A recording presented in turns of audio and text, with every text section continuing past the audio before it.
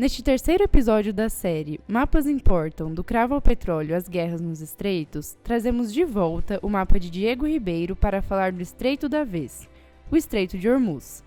Localizado entre os golfos Pérsico e de Omã, é uma importante conexão entre o Oriente Médio e a Ásia.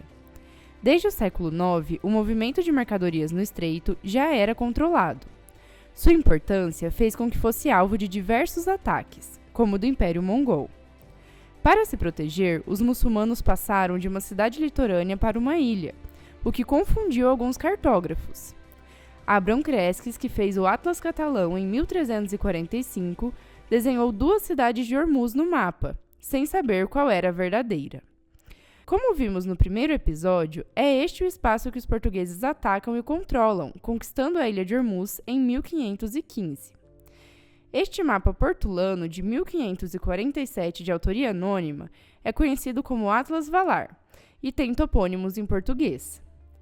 Isso pode ser atribuído à dominação de Portugal em curso naquele período, e também porque os cartógrafos portugueses participaram de sua produção. Em 1622, os persas e os ingleses se aliaram e expulsaram os portugueses, cortando o fornecimento de água para a ilha. Começava a influência dos britânicos na região. A informação sobre o abastecimento de água doce na ilha de Hormuz, fundamental para dominar a região, aparece em diversos mapas desde o século XVI. Esse mapa português, de João Teixeira Albernaz, é uma cópia de mapas anteriores e destaca o problema da falta de água. A ilha de Queixome abastecia a ilha de Hormuz. Nessa composição de mapas de 1874, há uma cópia inglesa do mapa anterior. O cartógrafo anônimo repetiu a informação, de onde Hormuz obtém sua água. Podemos ver também a representação de vários barcos circulando pelo estreito. Nesta mesma composição, vemos marcas da presença portuguesa. O cartógrafo sinaliza onde está a antiga cidade e a fortaleza construídas por Portugal. Também mostra a localização das antigas cisternas de água, utilizadas para o abastecimento da ilha. No início do século XX, a água deixou de ser o recurso mais importante e o petróleo entrou em cena. O Irã, a antiga Pérsia, tornou-se palco de conflitos por causa do petróleo. Neste mapa de 1933, feito pela Companhia de Petróleo Anglo-Persa, vemos a linha violeta. Ao sul dessa ilha, a exploração de petróleo era exclusiva da companhia, com acesso ao Estreito de Hormuz. Na Segunda Guerra Mundial, aumentou o consumo de petróleo e, com ele, a importância do estreito. Nesse mapa, feito pela CIA, as manchas vermelhas são campos de petróleo. Uma constante nos mapas do século XX é a preocupação com a profundidade das águas, problema típico dos estreitos, como vimos no episódio 2 sobre o Estreito de Malaca. Nesse mapa soviético de 1967, as águas mais profundas são representadas em azul mais escuro. O Golfo de Omã é mais profundo do que o Golfo Pérsico, o que influencia no tamanho das embarcações que podem atravessá-lo. E a presença norte-americana?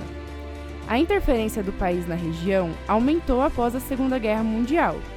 Além do fornecimento de petróleo, os americanos queriam influenciar o mercado interno do Irã e estabelecer bases militares, a fim de controlar os países ao redor. Mais uma vez, esses mapas feitos pela CIA indicam os planos para a região.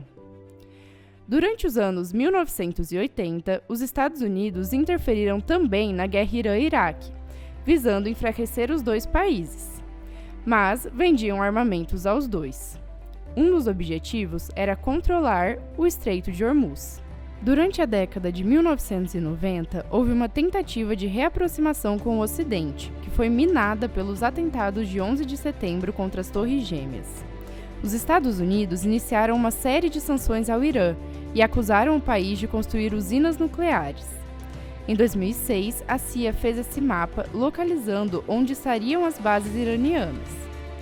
Em 2011, os Estados Unidos e o Reino Unido aprovaram sanções mais severas ao Irã, que, em resposta, ameaçou fechar o estreito. Mas afinal, por que o Estreito de Hormuz permanece em disputa? O estreito possui uma grande importância geográfica. Antes, por ele, passavam as especiarias. Hoje, os países ao redor do Golfo Pérsico têm reservas de petróleo e gás. Usar Hormuz como rota de circulação é mais barato e viável, reduzindo o tempo de viagem. Fechar ou abrir o estreito é uma forma do Irã negociar sua posição e autonomia política, tanto regional quanto globalmente. Nesse mapa, divulgado pela Marinha da Guarda Revolucionária do Irã em 2026, os traços vermelhos indicam a área de controle das Forças Armadas do Irã.